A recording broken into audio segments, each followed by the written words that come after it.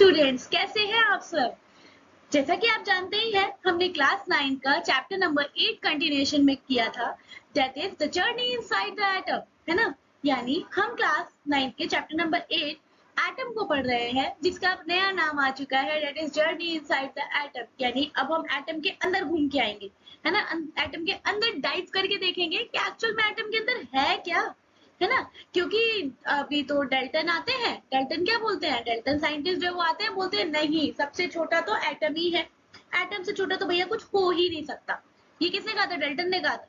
क्या कहा कि एटम से छोटा तो भैया कुछ हो ही नहीं सकता, ठीक है। तो इसी डेल्टन की थ्योरी को कॉन्ट्राडिक्ट करने के लिए आते हैं हमारे एक साइंटिस्ट, इनका नाम क्या है, थॉमसन, है ना। आते हैं थॉमसन, वो आते ही एक कैथोड रे एक्सपेरिमेंट परफॉर्म करते हैं एटम के ऊपर। एंड जब वो कैथोड एक्सपेरिमेंट परफॉर्म करते हैं तो वहां से पता चलता है कि नहीं नहीं भाई, एटम अकेला नहीं है, एटम के अंदर भी कुछ है, एटम के अंदर भी कुछ है। और वहां से डिस्कवरी होती है किसकी, एक नेगेटिवली चार्ज स्पीशी की, जिसे हम क्या कहते हैं, इलेक्ट्रॉन के नाम से जानते हैं, ठीक है। तो यहाँ पर अब फाइनली जे थॉमसन आते हैं और उन्होंने बोला कि नहीं भाई, एटम सबसे छोटा नहीं है, इससे भी छोटा कुछ है, जिसको हम अभी इलेक्ट्रॉन के नाम से जानते हैं, जो कि नेगेटिव चार्ज स्पीशीज है ना। देन इसके बाद ये एक अपना मॉडल देते हैं, जो कि एक थियोरेटिकल मॉडल था। इन्होंने क्या बोला, इन्होंने बोला कि एटम जो है वो कैसा रहता है, एटम जो है वो इस तरीके की अरेंजमेंट में रहता है, जिसमें कि प्रोटॉन जो है वो बिल्कुल यूनिफॉर्मली डिस्ट्रीब्यूटेड रहेगा। लेकिन बात करें इलेक्ट्रॉन्स की तो वो एम्बेडेड रहेंगे, गड़े हुए रहेंगे। किस तरीके से, जैसे कि वाटरमेलन के अंदर बीज गड़े हुए होते हैं। क्या बोला था, यही तो बोला था उन्होंने कि जो वाटरमेलन के अंदर जो रेड वाला पार्ट होता है वो क्या होता है हमारा, वो हमारा प्रोटॉन होगा। एंड जिस तरीके से ब्लैक वाले बीज जो है वो उसमें गड़े हुए हैं, एम्बेडेड है, उसी तरीके से इलेक्ट्रॉन गड़े हुए होंगे किसमें, एटम में, ठीक है। फिर इसके बाद इन्होंने बोला कि एटम जो है ये जिस भी इस तरीके की अरेंजमेंट में है कि जो एटम है वो इलेक्ट्रिकली क्या है, न्यूट्रल है। अच्छा, ये बात इन्होंने बहुत अच्छी बोली, बाकी सब इनका गलत था, सब कुछ गलत था, प्रोटॉन की अरेंजमेंट, इलेक्ट्रॉन्स की arrangement, everything is wrong, but the one thing is right, which is whole atom are electrically neutral, or that's why we have to study about the Thomson model of an atom। यही कारण है कि हमें पढ़ना पड़ रहा है इनके बारे में, इसके मॉडल के बारे में। क्या ये बात समझ में आई, है ना। देन इसके बाद अब आते हैं एक और साइंटिस्ट, जिसका नाम है रदरफोर्ड, अर्नेस्ट रदरफोर्ड, ठीक है। ये आते हैं 1911 में, है ना। इसमें ये क्या करते हैं, ये दो साइंटिस्ट हैं, ग्रेगर और मार्स्टन, है ना। तो गेगर और मार्स्टन आते हैं, ये क्या है, रदरफोर्ड के अंडर में वर्क कर रहे होते हैं, है ना। रदरफोर्ड के अंडर में एक्सपेरिमेंट कर रहे होते हैं, है ना। और ये क्या करते हैं, जो थॉमसन जी ने मॉडल दिया था थियोरेटिकल, उसके ऊपर एक्सपेरिमेंट स्टार्ट कर देते हैं कि क्या एक्चुअल में ऐसा है। तो इसके लिए वो क्या करते हैं, गोल्ड फॉइल एक्सपेरिमेंट, क्या करते हैं वो, गोल्ड फॉइल एक्सपेरिमेंट स्टार्ट करते हैं। चलिए तो देखते हैं गोल्ड फॉइल एक्सपेरिमेंट क्या था। अच्छा, इनका मेन एम क्या था, इन्होंने क्या किया, they aim a narrow beam of alpha particle at extremely thin sheet of gold, है ना। उन्होंने क्या किया, एक बहुत ही पतली सी अल्फा पार्टिकल की बीम को किससे स्ट्राइक करा है, एक गोल्ड फॉइल से। अब वो गोल्ड फॉइल जो है वो बिल्कुल थिनेस्ट गोल्ड फॉइल लिया है इन्होंने, सबसे पतली, है ना। इन्होंने गोल्ड फॉइल लिया और उसमें से अल्फा पार्टिकल इस तरीके से स्ट्राइक कराने की कोशिश की है ना। क्यों, क्योंकि गोल्ड फॉइल यानी गोल्ड मीन गोल्ड का एटम, और हमने गोल्ड फॉइल ही क्यों ली, क्योंकि ये सबसे ज्यादा पतली शीट में हम इसे कन्वर्ट कर सकते थे, है ना। और हमें स्ट्राइक कराना है, हमें अपना एक्सपेरिमेंट करना है, तो हमें चाहिए था कि पतली सी पतली कोई चीज मिल जाए, थिनेस्ट कोई चीज मिल जाए, ताकि हमारा एक्सपेरिमेंट बहुत आसानी से परफॉर्म किया जा सके। ऐसा ही था, है ना। तो इन्होंने गोल्ड फॉइल ली एंड उसमें स्ट्राइक कराया किसको, अल्फा पार्टिकल्स को। चलो तो पढ़ो पहले तो अल्फा पार्टिकल होता क्या है। तो अल्फा पार्टिकल एक्चुअल में क्या है, अगर हम इसका फॉर्मूला लिखें तो हीलियम 2 पॉजिटिव होता है। मतलब हीलियम जानते हो क्या होता है, हीलियम एक ऐसा एटम जिसके पास 2 इलेक्ट्रॉन होते हैं, 2 प्रोटॉन्स होते हैं, ठीक है। क्या होता है इसके पास, ठीक है। तो इसमें से किया क्या गया है, इसके जो 2 इलेक्ट्रॉन्स हैं, ये दोनों इलेक्ट्रॉन को क्या करा, इन्होंने रिमूव करा दिया। क्या करा, रिमूव करा दिया। तो जैसे ही 2 इलेक्ट्रॉन यानी 2 नेगेटिव चार्ज स्पीशीज जैसे ही गायब हुई, तो भाई एटम के ऊपर पॉजिटिव तो रह गया, प्रोटॉन तो अभी भी वहीं पर है। एक इलेक्ट्रॉन गया तो एक पॉजिटिव बढ़ गया, दूसरा गया तो दूसरा पॉजिटिव बढ़ गया, है ना? ऐसा ही तो हुआ। क्या होता है, पॉजिटिव और नेगेटिव एक दूसरे को न्यूट्रल करके रखता है। लेकिन अब ये चला गया तो एटम तो आपके पास पॉजिटिव वाला पड़ा हुआ है ना, है ना? तो यही हुआ यहाँ पर। तो इस तरीके से हीलियम एटम से अगर आप दो इलेक्ट्रॉन्स को, उसके दोनों इलेक्ट्रॉन्स को निकाल लेंगे तो जो बन के आएगा वो अल्फा पार्टिकल या अल्फा रे बन के आएगी। ठीक है, अल्फा पार्टिकल बन के आएगा, इसका सिंबल ये होता है। ठीक है, तो यहाँ पर इन्होंने क्या करा है, अब इससे ये तो समझ में आ गया कि जो अल्फा पार्टिकल है वो पॉजिटिवली चार्ज स्पीशीज है, ऐसा ही तो है, पॉजिटिव चार्ज है। तो इन्होंने क्या किया कि अल्फा पार्टिकल जो था उसको इन्होंने क्या कराना स्टार्ट किया, जो कि पॉजिटिव चार्ज है उसको गोल्ड फॉइल पे स्ट्राइक करे, गोल्ड फॉइल पे स्ट्राइक करे। देखो कभी भी कोई एक्सपेरिमेंट होता है और हम उसमें कुछ परफॉर्म कर रहे हैं तो हमारे पास अगर हम उससे कुछ कैलकुलेट करने की कोशिश करते हैं तो हमारे पास ऐसा होना चाहिए कि कोई एक नोन सब्सटेंस हम लेते हैं, उससे हम किसी अननोन सब्सटेंस की वैल्यू को कैलकुलेट कर पाते हैं। ऐसा ही है, अगर मुझे इसका नेचर पता है, एग्जाम्पल लो, आप मार्केट जाते हो तो आपने वो तराजू देखा है, वेट वाला बाट जिसपे रखे रहते हैं, है ना? तो अगर मुझे 1 किलो आलू लेना है, फॉर एन एग्जाम्पल 1 किलो आलू लेना है, तो मैं 1 किलो मेजर कैसे करूंगी? मेरे पास एक नोन 1 kg का बाट होगा, है ना? ऐसा ही तो होता है, 1 kg का नोन बाट होगा, वो बाट में रखूंगी, मुझे पता है इसका वेट 1 kg है। अब इस साइड जो रखूंगी वो अगर 1 kg होगा तो ये दोनों इक्वली बैलेंस हो जाएगा, ऐसा ही तो है। तो एक नोन सब्सटेंस से मैं एक अननोन सब्सटेंस की मेजरमेंट कर पा रही हूँ, है ना? तो यही होता है एक्सपेरिमेंट में। एक्सपेरिमेंट में हम करते क्या है, एक नोन सब्सटेंस से एक अननोन सब्सटेंस की मेजरमेंट करते हैं। ठीक है, तो यहाँ पर जो हमने अल्फा पार्टिकल लिया, इसके बारे में हमें सब कुछ पता था कि एक पॉजिटिव चार्ज स्पीशीज है ना? तो हम क्या कर रहे हैं, हमने गोल्ड फॉइल लिया और उस पर स्ट्राइक कराना स्टार्ट किया। स्ट्राइक कराना स्टार्ट किया तो उसके बाद क्या ऑब्जर्वेशन मिली हमें, हमें वो पढ़ना है। ठीक है, और जो ऑब्जर्वेशन मिली थी वो बिल्कुल चौंका देने वाली ऑब्जर्वेशन थी। क्यों चौंका देने वाली थी? क्योंकि थॉमसन के अकॉर्डिंग तो इलेक्ट्रॉन तो सब जगह है एंड प्रोटॉन जो है वो यूनिफॉर्मली डिस्ट्रीब्यूटेड है। लेकिन जैसे ही एक्सपेरिमेंट होता है तो एक कंक्लूजन और एक बात समझ में आती है, क्या कि नहीं भाई नहीं, प्रोटॉन जो है वो फैला हुआ नहीं है, वो बेचारा एक जगह चुपचाप बैठा हुआ है और बहुत ही छोटी जगह पे बैठा हुआ है। ठीक है, एंड जो इलेक्ट्रॉन्स है वो किस तरीके से वो घूमे जा रहे हैं, वो घूमे जा रहे हैं। ठीक है, तो यहाँ से हमारा जो है वो एटम का बहुत थोड़ा बहुत मॉडल समझ में हमें आ जाता है ना? एंड रदरफोर्ड ही है वो साइंटिस्ट जो डिस्कवरी ऑफ प्रोटॉन करते हैं। जैसे हमने अभी डिस्कवरी ऑफ इलेक्ट्रॉन पढ़ा जे थॉमसन के थ्रू, और हम पढ़ेंगे अब डिस्कवरी ऑफ प्रोटॉन इसके बाद, जो कि किसने किया, रदरफोर्ड ने किया। चलिए, तो जो लिखा है पहले वो देख लेते हैं एक बार। तो यहाँ क्या हुआ कि बाद में हम चैप्टर में पढ़ेंगे कि एक्चुअली न्यूक्लियस, देखो, you will learn that the alpha particle is actually a nucleus of helium। क्या है? हीलियम का न्यूक्लियस है, containing the 2 protons and 2 neutrons, है ना? यानी 2 प्रोटॉन और 2 न्यूट्रॉन न्यूक्लियस के अंदर होगा, है ना? तो वो क्या कहलाएगा? आपका अल्फा पार्टिकल कहलाएगा, है ना? मतलब इलेक्ट्रॉन की क्वांटिटी नहीं होनी चाहिए। अब इसके बाद अकॉर्डिंग टू थॉमसन मॉडल, चलो थॉमसन मॉडल देखो।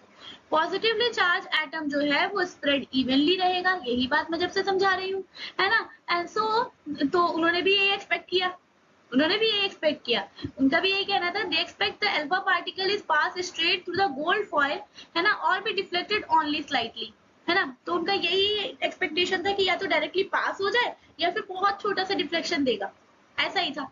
बट रिजल्ट जो था वो तो बहुत सरप्राइजिंग था, है ना? हुआ क्या, most of the particles undeflected, बहुत सारी पार्टिकल जो थे वो अनडिफ्लेक्टेड रहे, वो मुड़े ही नहीं, है ना?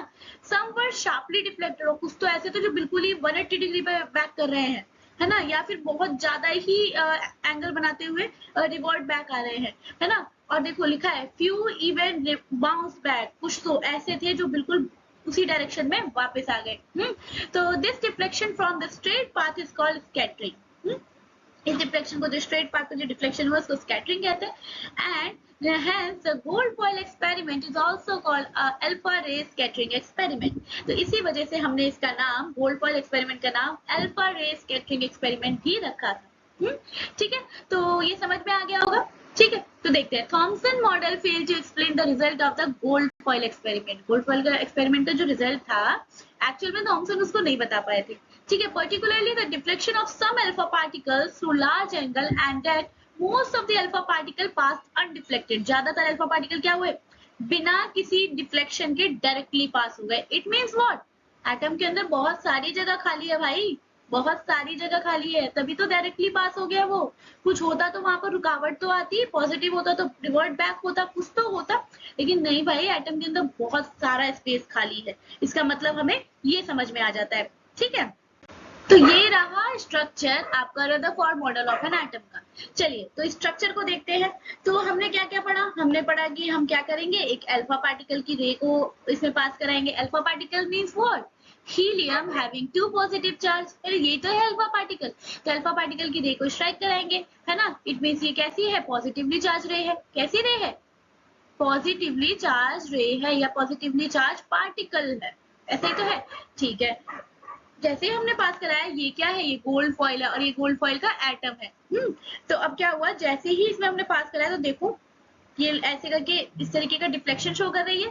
नंबर ऑफ लाइन, देखो कितनी सारी लाइन जो है वो तो डायरेक्टली पास हो चुकी है, दिख रहा है, कितनी सारी जो लाइन है वो डायरेक्टली पास हो चुकी है ना। अब कुछ जो है, कुछ लाइन ऐसी होंगी, देखिए इस तरीके से एक्यूट एंगल बना रही है ना। और बहुत ही कम, मतलब 12,000 में से कोई 1 से 2 रे ऐसी रही जो कि 180 डिग्री पे ही रिबाउंड हो गई थी, है ना। तो मतलब 12,000 में से कोई 1 से 2 लाइन ऐसी रही जो 180 डिग्री पे रिबाउंड हो गई। बात समझे, मतलब ऐसे ही आई और ऐसे ही चली गई, जैसे आई वैसे ही चली गई, ठीक है। अब इसका मतलब क्या हुआ, इसका मतलब क्या हुआ, इसका मतलब ये हुआ कि ये जो पॉजिटिव चार्ज है ना, ये जो पॉजिटिव चार्ज, क्योंकि मैंने पॉजिटिव रे फेंकी, अगर ये भी पॉजिटिव है तो ये भैया एक साथ कभी नहीं टकराने वाले, या ऐसे धक्का देंगे एक दूसरे को। जैसे मैग्नेट का नॉर्थ पोल और नॉर्थ पोल कभी मिल नहीं सकता, वैसे ही सेम पार्टिकल्स कभी आपस में, सेम चार्ज पार्टिकल कभी आपस में मिल नहीं सकते। समझ आ गई बात। तो वही तो हुआ यहाँ पर, क्या हुआ, वही तो हुआ क्या, कि जो आपका अल्फा पार्टिकल आया, अब यहाँ पर एक पॉजिटिव चार्ज स्पीशीज थी, तो वो आया तो बिल्कुल उस इतनी तेजी से, क्योंकि अल्फा पार्टिकल का भी जो चार्ज है वो भी ज्यादा है, और गोल्ड फॉइल का वही न्यूक्लियस में प्रोटॉन है तो प्रोटॉन भी ज्यादा है उसका भी, तो क्या होगा कि वो बिल्कुल रिबाउंड हो जाएगा इस तरीके से, है ना। तो वो बिल्कुल 180 डिग्री पे आएगा, ठीक है। तो लेकिन ये जो 180 डिग्री वाला जो रिबाउंड वाली बात कर रहे हैं हम, ये कुछ 12,000 लाइन में से रेज में से 1 से 2 रे ऐसी थी जो 180 डिग्री पे बैक हो गई थी, ठीक है। तो इट मीन्स जो पॉजिटिव चार्ज है वो फैला हुआ नहीं है कहीं, वो बहुत ही छोटी जगह में बैठा हुआ है, समझ गए। जो पॉजिटिव चार्ज है वो कहीं फैला हुआ नहीं है, वो बहुत एक छोटी जगह पे बैठा हुआ है, तभी तो सिर्फ एक ही तो रे ऐसी हुई, वो भी 12,000 में से जो क्या हुई, रिबाउंड हो गई। बात समझ में आ गई है।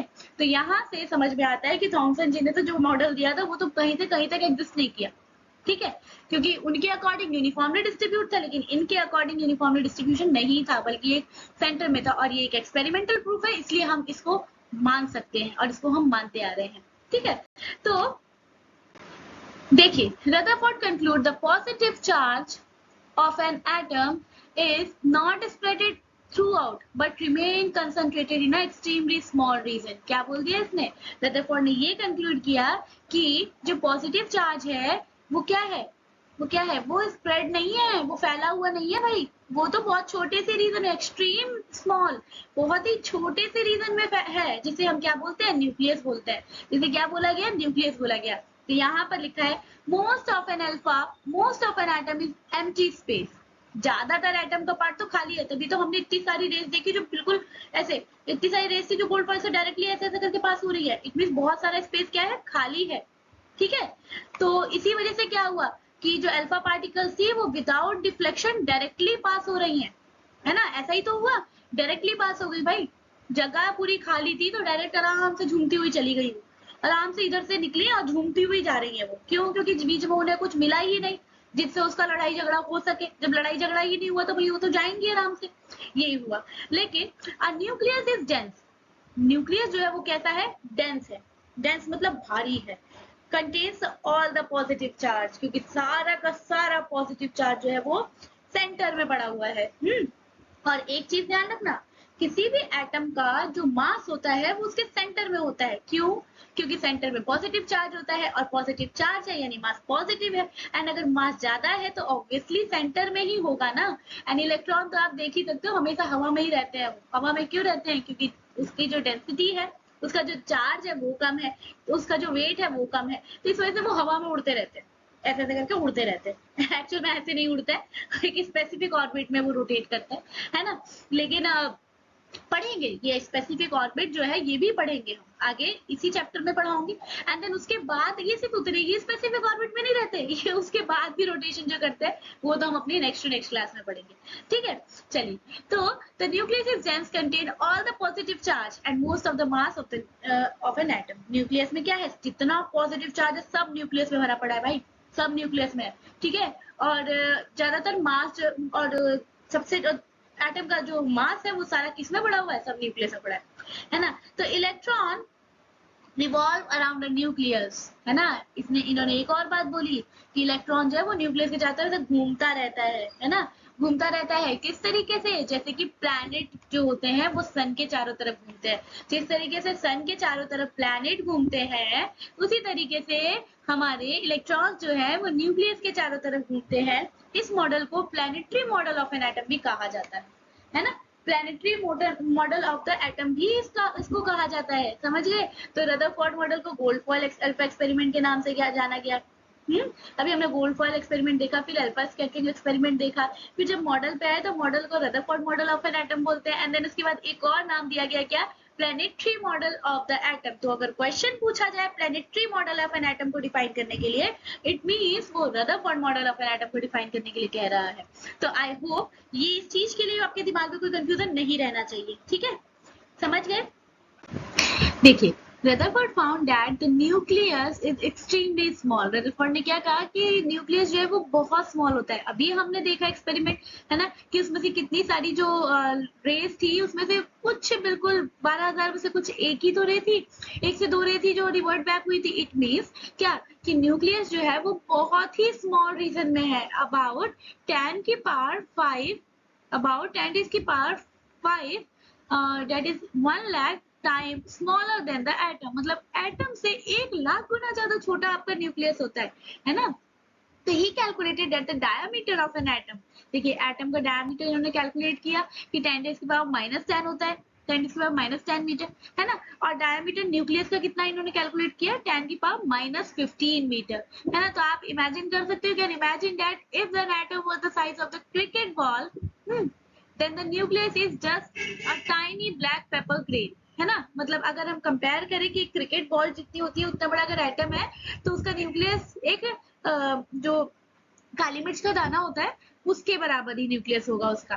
ठीक है, तो यहाँ से रदरफोर्ड ने ये बता दिया कि एक्चुअल में एटम कितना बड़ा होगा और एक्चुअल में न्यूक्लियस कितने पार्ट में कंसंट्रेटेड रहता है, और न्यूक्लियस जो है वो बहुत छोटा है, and nucleus having what, positive charge. तो ये तो रदरफोर्ड ने पूरा एक्सप्लेन कर दिया। ठीक है, अब हम बात करते हैं Rutherford atomic model is better than the Thomson atomic model in explanation of the result of the gold foil experiment. सच सही बात है कि रदरफोर्ड का जो मॉडल है वो बहुत ज्यादा बेटर मॉडल है as compare to Thomson model of an atom, है ना। क्योंकि थॉमसन मॉडल में तो कुछ बताया ही नहीं था, सिर्फ एक थियोरेटिकल कॉन्सेप्ट था। लेकिन यहाँ पर इन्होंने एक्सपेरिमेंटली प्रूव किया चीजों को, जो कि काफी हद तक ठीक थी, है ना। तो इसीलिए रदरफोर्ड मॉडल जो है वो बेटर वर्जन है आपका, है ना, एक्सप्लेन करने के लिए as compare to Thomson atomic model.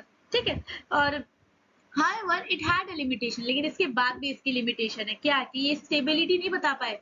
जैसे कि थॉमसन ने स्टेबिलिटी बता दी थी, इन्होंने स्टेबिलिटी नहीं बताई। ठीक है, तो ये स्टेबिलिटी नहीं बता पाए। तो अब देखते हैं रेडी टू गो बियॉन्ड। ठीक है, ये एनसीईआरटी की ही कटिंग है ना। तो can you calculate how many atom would be needed to make a sheet of paper that is 0.1 mm thick, है ना, कि आपको कितने एटम की जरूरत है तब जाके आप एक पेपर बना पाओगे, एक ऐसा पेपर जिसकी थिकनेस 0.1 mm है, है ना। लाइक जैसे कि आपकी टेक्स्ट बुक की जो पेज होती है, आपका टेक्स्ट बुक का पेज जितना मोटा है, सिर्फ अगर उतना मोटा शीट आपको बनाना है तो आप कितने एटम होंगे उसमें।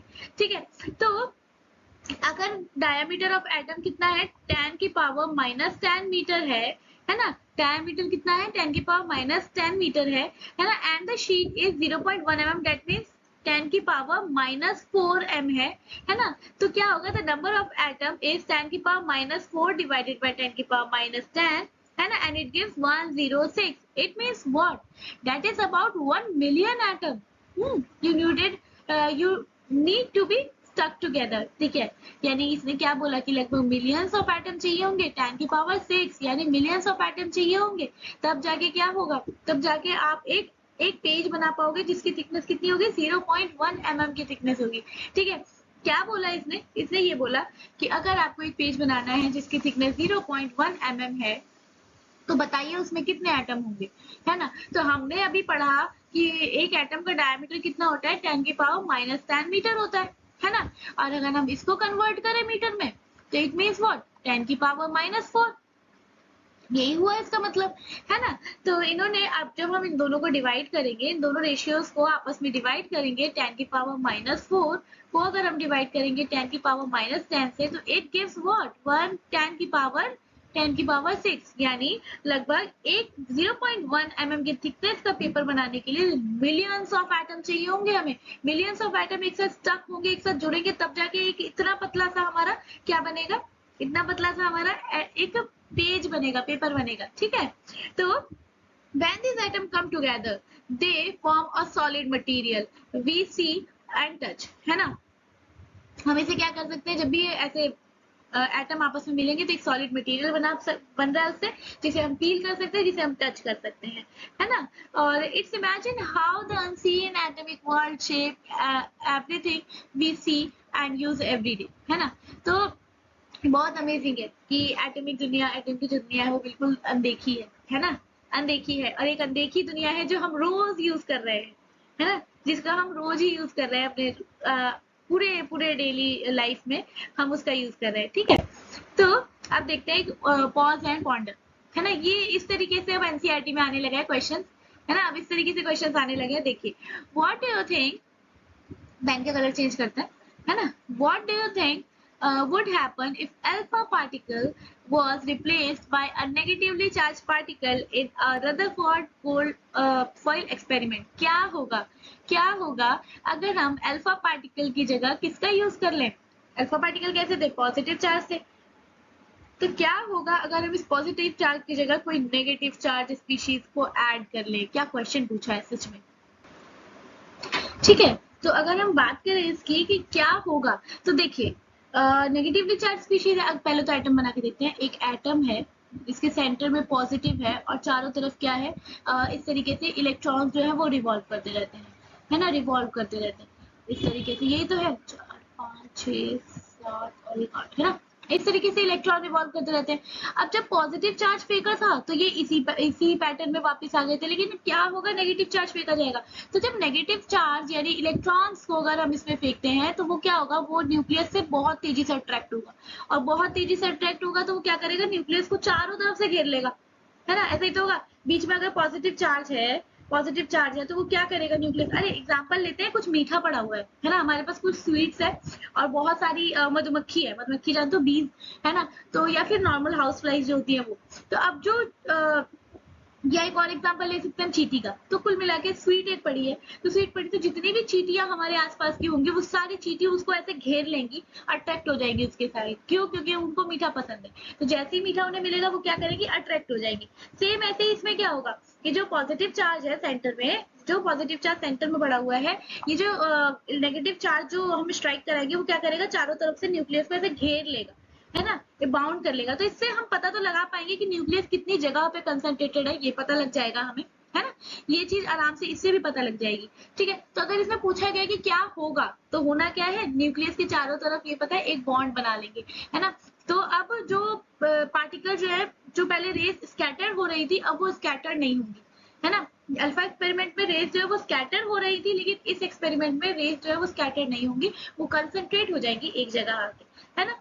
ठीक है, इसके बाद अगला बोल रहा है, Rutherford found that a few alpha particles rebound back sharply. हाँ, Rutherford ने ये देखा तो था, ये कुछ अल्फा पार्टिकल है जो एकदम उसी डायरेक्शन में वापस आ गया, है ना। How does this single surprising result completely rule out? कैसे हो गया ये Thomson Bloomberg model of an atom. किस तरीके से सिर्फ इस छोटी सी बात ने थॉमसन के मॉडल को पूरा रूल आउट कर दिया, थॉमसन के मॉडल को खत्म करके अपना एक कॉन्सेप्ट लेके आ गया। ठीक है, तो अब क्या बोला इसने, अल्फा पार्टिकल रिबाउंड। तो देखो, जैसा कि बात करें हम थॉमसन मॉडल की, तो थॉमसन मॉडल का क्या कहना था कि प्रोटॉन आर यूनिफॉर्मली डिस्ट्रीब्यूटेड, ये प्रोटॉन ऐसे ऐसे करके पूरे में प्रोटॉन फैला हुआ है, ऐसा ही कहना था। एंड उसके बाद से उन्होंने क्या कहा था कि इलेक्ट्रॉन इज एम्बेडेड, ऐसे इस तरीके से इलेक्ट्रॉन जो है वो क्या रहेंगे, गड़े हुए रहेंगे, है ना। यही तो था थॉमसन मॉडल। लेकिन अगर बात करें रदरफोर्ड के एक्सपेरिमेंट की, तो इसके अकॉर्डिंग तो जो हमने अल्फा पार्टिकल फेंका था, अगर हम इसके अकॉर्डिंग फेंकते तो वो तो हर जगह से रिबाउंड होता है ऐसे करके, क्योंकि न्यूक्लियस अगर पॉजिटिव चार्ज क्या है, अगर पॉजिटिव चार्ज हमारा यूनिफॉर्मली डिस्ट्रीब्यूटेड है तो पॉजिटिव तो रिपल्शन देगा ना, तो रिपल्शन देगा तो जितनी भी लाइट गई थी एक भी लाइट अंदर नहीं जा पाती, एक भी रे जो भी है वो क्रॉस नहीं करती, सारी रे जो है वो यहीं से वापस आना शुरू हो जाती है ना। लेकिन ऐसा तो हुआ नहीं जब हमने एक्सपेरिमेंट करके देखा। तो यहाँ से हम कह सकते हैं कि किस तरीके से रदरफोर्ड के मॉडल ने थॉमसन ब्लूमपुडिंग मॉडल को रूल आउट किया है ना, रूल आउट कर दिया है बिल्कुल इसको। ठीक, इसके बाद देखिए समझ में आ गया होगा ये आप लोगों को, है ना। क्या समझा हमने यही तो समझा, अगर as per the Thomson model proton uniformly distributed है, अगर प्रोटॉन यूनिफॉर्मली डिस्ट्रीब्यूटेड है तो जितनी भी अल्फा पार्टिकल आएंगे वो ऐसे ही वापस हो जाते हैं, सारे वापस हो जाते हैं, एक भी पार नहीं हो पाता, नहीं होता ना भाई, सब ये भी पॉजिटिव है ये भी पॉजिटिव है, तो पॉजिटिव एक साथ कैसे अट्रैक्ट होगा, तो एकदम से धक्का देके साइड होंगे, लड़ाई शुरू हो जाएगी उनमें तो, है ना। तो वही होगा इसमें भी, समझ गए ना। तो इसीलिए यही कारण है कि रदरफोर्ड के मॉडल ने थॉमसन मॉडल को रूल आउट कर दिया। ठीक है, इसके बाद बात करें, if you could ask Rutherford one question about this work, what would it be. अच्छा, अगर आप उनके काम के ऊपर कोई क्वेश्चन पूछना चाहते हैं रदरफोर्ड से, तो आप क्या पूछना चाहेंगे। अच्छा, ये तो आप बताइएगा, आपको पूछना है, क्या पूछना चाहेंगे आप रदरफोर्ड से, है ना। ये मुझे कमेंट सेक्शन में जरूर बताइएगा, मैं जानना चाहती हूँ कि आप एक साइंटिस्ट से क्या क्वेश्चन पूछना चाहेंगे। और मुझे नंबर ऑफ स्टूडेंट्स का आंसर तो मुझे पता है, वो यही पूछेंगे कि क्यों करा ये एक्सपेरिमेंट जो आज हमें पढ़ना पड़ रहा है इसको, है ना। बट सीरियसली आपने रदरफोर्ड का अल्फा स्कैटरिंग एक्सपेरिमेंट पढ़ा और आपने Rutherford model of an atom भी पढ़ा, है ना। तो अब मुझे बताइए कि ये सब पढ़ के अगर आपको कोई क्वेश्चन पूछना होता रदरफोर्ड से, तो आप क्या क्वेश्चन पूछते होते। ठीक है, तो मुझे ये कमेंट में आप जरूर बताइएगा, मैं वेट करूंगी आपके कमेंट का इस चीज के लिए। तो ठीक है, तो अब हम बात करते हैं अपने नेक्स्ट टॉपिक की। तो नेक्स्ट है लिमिटेशन ऑफ रदरफोर्ड मॉडल, है ना। क्या है लिमिटेशन, क्या लिमिटेशन रही रदरफोर्ड मॉडल, ठीक है। रदरफोर्ड मॉडल की आखिर लिमिटेशन रही तो क्या रही, ये देखते हैं हम। ठीक है, तो लिमिटेशन का मतलब कमियां है ना। तो देखो, सबसे पहले तो इन्होंने स्टेबिलिटी डिफाइन नहीं करी थी, यहाँ लिखा भी है could not explain why atom are stable. Atom stable है क्यों भाई, क्या कारण है एटम स्टेबल है, इन्होंने तो नहीं बताया। ये तो कह रहे नहीं भैया एटम स्टेबल कैसे है, तो अनस्टेबल है ना। इनके अकॉर्डिंग अगर मैं ये डायग्राम आपको दिख रहा हूँ बहुत अच्छे से, तो इन्होंने तो कहा था कि क्या होगा, ये इलेक्ट्रॉन है, ये इलेक्ट्रॉन जैसे जैसे रिवॉल्व करेगा ये क्या करेगा, एनर्जी लूज करेगा। ये क्या करेगा, पेन चेंज करते हैं एक मिनट, ये क्या करेगा, एनर्जी लूज करेगा, इस तरीके से एनर्जी लूज करेगा। और जैसे जैसे ये एनर्जी लूज करेगा वैसे वैसे इसकी एनर्जी कम होती जाएगी। अब अगर इसकी एनर्जी कम हुई तो ये तो नीचे आना शुरू हो जाएगा, नीचे आना शुरू हो जाएगा। और एक टाइम आएगा कि ये क्या करेगा, एक टाइम आएगा कि ये जाके न्यूक्लियस में जाके डिस्ट्रॉय हो जाएगा। क्या बोला इन्होंने ये बोला कि एटम जो है, एटम के अंदर इलेक्ट्रॉन कंटिन्यूअसली रेडिएट करते हैं energy while revolving around the nucleus. और अगर वो रेडिएट करेंगे एनर्जी को तो क्या होगा, वो धीरे धीरे एनर्जी लूज कर रहे हैं, यानी धीरे धीरे वो पास आते जाएंगे न्यूक्लियस को, और एक टाइम ऐसा आएगा कि वो न्यूक्लियस से जाकर टकरा जाएंगे, इस तरीके से टकरा जाएंगे और वहां जाके आपका एटम खत्म हो जाएगा। ठीक है, अच्छा तो अब एक बात बताओ, अगर एटम खत्म हो गया है ना, तो ये तो इन्होंने सीधे वॉयलेट कर दिया किस रूल को, law of conservation of mass को। हमने पढ़ा है ना law of conservation of mass क्या कहता है, कि law of conservation of mass क्या कहता है, मास can neither be created and nor be destroyed, है ना। यही तो कहता है law of conservation of mass, क्या कहता है कि ना तो मास को बनाया जा सकता है और ना ही डिस्ट्रॉय किया जा सकता है। इट कैन बी कन्वर्टेड, क्या किया जाएगा आगे, it can be converted, convert किया जाएगा from one form to another. क्या कि हम मास को ना तो बना सकते हैं और ना डिस्ट्रॉय कर सकते हैं। यूनिवर्स की स्टार्टिंग में जो मास बन गया वो मास एज इट इज है आज तक भी, बस वो क्या हो रहा है, डिफरेंट फॉर्म में कन्वर्ट हो जा रहा है। ठीक है, यही तो पढ़ा है हमने मास के लिए। तो अब इन्होंने रदरफोर्ड ने जो बात बोली है ना, तो अकॉर्डिंग टू दिस भाई ये तो कॉन्ट्रोडिक्ट कर दिया इन्होंने law of conservation of mass को, है ना। तो भाई यही इनकी लिमिटेशन रही। ठीक है, तो इन्होंने क्या किया, पार्टिकल जो है वो सर्कुलर पाथ में मूव करता रहेगा कॉन्स्टेंटली और एक्सिलरेट करेगा, और एक टाइम फिर अब जब नेगेटिव चार्ज एक्सेलरेट करता रहेगा न्यूक्लियस के चारों तरफ, वो एनर्जी लूज करेगा। एनर्जी लूज करने के लिए वो स्पाइरल इनवर्ट होगा, मतलब अंदर की साइड ऐसे ऐसे ऐसे स्पाइरल होकर आता रहेगा, और इवेंचुअली अचानक से फिर धीरे धीरे क्या होगा, जाके पॉजिटिवली चार्ज न्यूक्लियस से जाके टकरा जाएगा वो, है ना।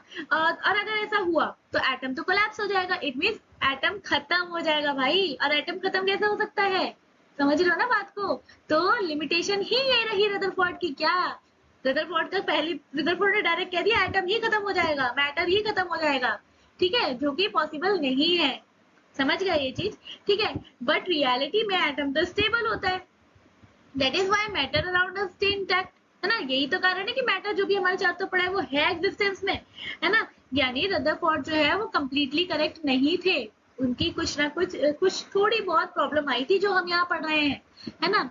और इसके बाद but before we come to that you need to know about another subatomic particles, है ना। तो अब हमें इनका जो इन्होंने ये जो लिमिटेशन दी है, अब नेक्स्ट साइंटिस्ट आएंगे हमारे बर्थ, वो इस लिमिटेशन को ओवरकम करेंगे और वो अपनी एक थ्योरी देंगे जो इस लिमिटेशन को बिल्कुल खत्म कर देगी। लेकिन उससे पहले हमें कुछ चीजें पढ़नी पड़ेंगी और सबएटॉमिक पार्टिकल्स पढ़ने पड़ेंगे। तो आइए चलते हैं कुछ और सबएटॉमिक पार्टिकल पढ़ने के लिए। अभी हमने इलेक्ट्रॉन की डिस्कवरी पढ़ ली, अब हम पढ़ेंगे प्रोटॉन की डिस्कवरी। जैसे इलेक्ट्रॉन की डिस्कवरी करी है ना कैथोड रे से, वैसे ही प्रोटॉन की डिस्कवरी करनी है एनोड रे से। फर्क कितना रहेगा, टर्मिनल चेंज हो जाएंगे। कैसे, बना के देखते हैं, एक बना के दिखाते हैं। सेम वही सेटअप बनाओ, सेम टू सेम, ठीक है, ठीक है, सेम टू सेम बनाओ सेटअप। पर एक साइड वही फिर से कैथोड रहेगा, एक साइड एनोड रहेगा। मैं इस साइड एनोड रख देती हूँ, इस साइड कैथोड रख देते हैं, ठीक है। अब होगा क्या, अब टर्मिनल चेंज हो जाएंगे, है ना। अब जो चार्जेस जनरेट होने हैं, अब जो इलेक्ट्रिसिटी जनरेट होगी, जो भी चीजें जनरेट होनी है, वो कहाँ से जनरेट होने वाली है, वो यहाँ से स्टार्ट होगी और इस साइड जानी स्टार्ट होगी। तो अब जो जिंक की कोटिंग है वो इस साइड है ना। तो हुआ क्या, अब अगले एक्सपेरिमेंट सेम टू सेम वही रहेगा, लेकिन जो रे निकाली है हमने वो किससे निकाली है, वो हमने एनोड के पार्ट से निकाली है। जब हम एनोड के पार्ट से रे को निकालना स्टार्ट करेंगे और जब वो कैथोड की साइड जाएगा और लाइट जब ग्लो करेगी जिंक सल्फाइड की, तो उससे हमें पता चलेगा कि इसके अंदर से कुछ तो निकला है। और हमें एक और चीज पता है कि एनोड क्या है, पॉजिटिव चार्ज है ना। तो अगर एनोड पॉजिटिव चार्ज है तो जो रिलीज करेगा वो भी तो पॉजिटिव होगा। और जब अगर वो भी पॉजिटिव होगा तो क्या होगा, फिर हमें पता लग जाएगा कि क्या हुआ, पॉजिटिव चार्ज सब्सटेंस आ चुका है और उसका नाम क्या दे दिया, प्रोटॉन दे दिया। तो यहाँ पर फिर से रदरफोर्ड जी आ जाते हैं, है ना। एंड रदरफोर्ड जो है वो प्रोटॉन की डिस्कवरी करते हैं, ठीक है। तो अब हम पढ़ते हैं प्रोटॉन की डिस्कवरी, है ना। तो रदरफोर्ड जो है शोज, पेन चेंज करते हैं पहले तो Rutherford shows that the nucleus carried the positively charged. Rutherford ने कहा कि न्यूक्लियस जो है वो पॉजिटिव चार्ज कैरी करता है, ठीक है। और comes from the particle called proton, जो कि प्रोटॉन से आता है भाई, है ना। तो proton are much heavier, proton बहुत भारी होता है as compare to electron, and possess the charge equal and opposite to that of the electron, है ना। प्रोटॉन बहुत भारी होता है भाई इलेक्ट्रॉन के कंपैरिजन में, ठीक है। और चार्जेस भी उसके जस्ट अपोजिट होता है, जितना भी ये पॉजिटिव होगा उतना ये नेगेटिव होगा, है ना। ये पॉजिटिव और नेगेटिव तो चार्ज तो अपोजिट है ना। For an atom be electrically neutral, अब एक एटम जो कि इलेक्ट्रिकली न्यूट्रल होना चाहता है उसके लिए क्या जरूरी है कि number of proton is equal to the number of electron, कि नंबर ऑफ प्रोटॉन जितने हो उतना ही नंबर ऑफ इलेक्ट्रॉन होना चाहिए, है ना। For an example helium, 2 proton है और 2 इलेक्ट्रॉन है। वही बात करें सोडियम की तो 11 प्रोटॉन है एंड 11 इलेक्ट्रॉन्स है, ठीक है। और बात करते हैं तो ये सब क्या है, total number of positive charge is equals to what, total number of negative charge. And इसी वजह से हीलियम हो या सोडियम हो, ये क्या है, इलेक्ट्रिकली न्यूट्रल है, क्या है, इलेक्ट्रिकली न्यूट्रल है, ठीक है। तो ओके, सो बात करते हैं पॉज एंड पॉन्डर की। पॉज एंड पॉन्डर में फिर से एक क्वेश्चन आ गया आपके पास, ये असर्शन रीजन है, ठीक है। तो देखिए क्या लिखा assertion, Rutherford conclude that most of the mass of an atom is concentrated in a small region. ज्यादातर मास कहाँ कंसंट्रेटेड है, एक बहुत छोटे से रीजन में कंसंट्रेटेड है, जिसे क्या बोला गया, न्यूक्लियस। भाई बात तो करेक्ट है, रदरफोर्ड ने यही बात बोली थी भाई, और वही लिखा है यहाँ पर, तो ये बात तो करेक्ट लग रही है, असर्शन तो करेक्ट है भाई। आते हैं रीजन पे, है ना। अब असर्शन करेक्ट है तो इट मीन फर्स्ट भी हो सकता है, सेकंड भी हो सकता है, थर्ड भी हो सकता है, फोर्थ तो पहले कैंसिल हो गया, है ना। बात करते हैं reason. According to Thomson model के according electron are embedded in a uniformly distributed positive charge. कि इलेक्ट्रॉन कहाँ एम्बेडेड है? एक यूनिफॉर्मली डिस्ट्रीब्यूटेड पॉजिटिव चार्ज के अंदर इलेक्ट्रॉन एम्बेडेड है ना। यही तो बोला था थॉमसन मॉडल ने कि इलेक्ट्रॉन आर एम्बेडेड यानी गड़े हुए हैं इन a uniformly distributed positively charge. भाई यही बात बोली थी उन्होंने। तो देखा जाए तो रीजन भी करेक्ट है भाई, थॉमसन मॉडल ने तो सही यही बात बोली थी, तो ये भी करेक्ट है। लेकिन इन दोनों का एक दूसरे तो कोई लेना देना है स्टेटमेंट का। कहा रदरफोर्ड कुछ और ही बोल रहे हैं और इन्होंने कुछ और ही बोल दिया।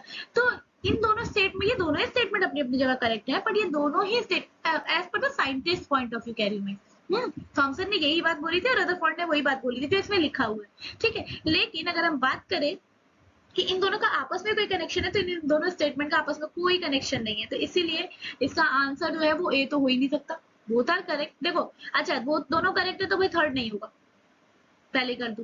फिर उसके बाद बोला हुआ है कि दोनों एक दूसरे का करेक्शन एक्सप्लेनेशन तो है ही नहीं, तो इट मींस इसका आंसर क्या हो जाएगा? सेकंड हो जाएगा, ठीक है। अब बात करते हैं बॉर मॉडल। अच्छा, बॉर मॉडल हम अपनी नेक्स्ट क्लास में पढ़ेंगे, क्योंकि हम ऑलरेडी इस वाली क्लास में बहुत सारे टॉपिक्स पढ़ चुके हैं, बहुत सारे टॉपिक कवर कर लिए। हमने फेलियर पढ़ा, हमने रदरफोर्ड पूरा पढ़ा, रदरफोर्ड का हमने अल्फा स्कैटरिंग एक्सपेरिमेंट पढ़ा, ठीक है। एंड उसके बाद से फिर हमने क्या पढ़ा? Rutherford model of an atom, limitation पढ़ी उसकी, डिस्कवरी ऑफ प्रोटॉन भी पढ़ लिया हमने।